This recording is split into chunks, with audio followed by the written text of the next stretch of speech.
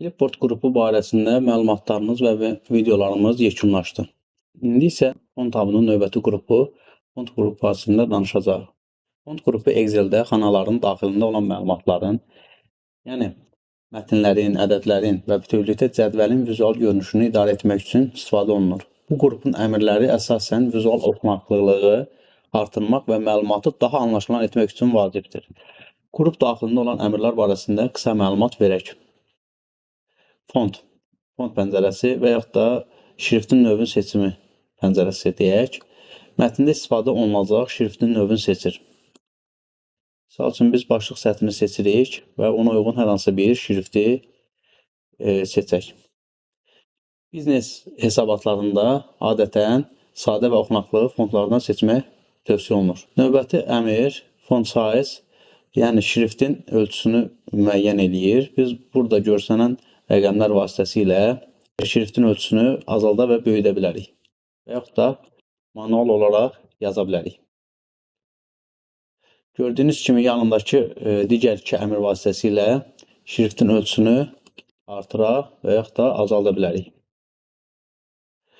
Aşağıda yerləşən bold vasitəsilə mətni qalınlaşdıra bilərik. Italic vasitəsilə mətni meyilləşdirə bilərik. Underline vasitəsilə mətnin altından xətt çəkə bilərik. İki seçim var, tək xətt və cüt xətt. Növbəti əmr borders cədvəlidir, daha doğrusu əmrlər toplusudur. Siz burada gördüyünüz kimi çoxlu variantlar var. Biz hal-hazırda öz cədvəlimizi, məlumatlarımızı cədvəl halına salmaq üçün all borderslə istifadə edəcəyik. Burada görülən digər variantlardan isə öz kompüterinizdə işləyərkən təcrübənizi artıra bilərsiniz. Növbəti əmr font colordur. Font color yəni xana fonu rənginin seçilməsidir və yaxud da dəyişdirilməsidir üçün istifadə olunur. Font color, siz burada məsəl üçün biz başlıq sətrinin fonunu istədiyimiz burada rəngə uyğun olaraq seçə bilirik. Mühüm məlumatları ayırd etmək və ya kateqoriyalara bölmək üçün istifadə olunur. Növbəti seçim isə font colordur. Font color vasitəsilə biz mətnin rəngini seçə və yaxud da dəyişə bilərik. Bunun aşağı sağ küncündə yerləşən ox vasitəsilə daha ətraflı font sazlama pəncərəsini aça bilərik.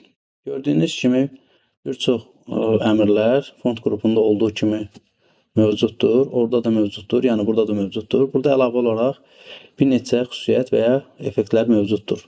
Misal üçün biz burada underline seçdikdə mətnin aşağısında tək xətt və ya cüt xətt çəkir.